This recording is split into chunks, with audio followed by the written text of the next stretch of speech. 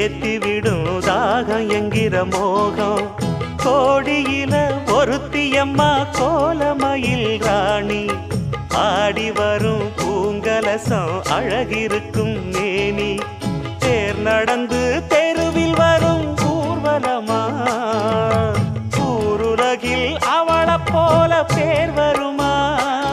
நல்ல பளிங்கு போல சிரிக்கும் மனச பறிக்கும் பவள விரிப்பு, விளங்கிடாத இனிப்பு விவரம் புரிஞ்சிடாத துடிப்பு. சந்திர ஜோதி வந்தது போல சுந்தர தேவி ஜொலிப்பு. கலைவாணியோ ராணியோ அவள்தான் யாரோ, சிலை மேனியோ தேவியோ எதுதான் வேறோ?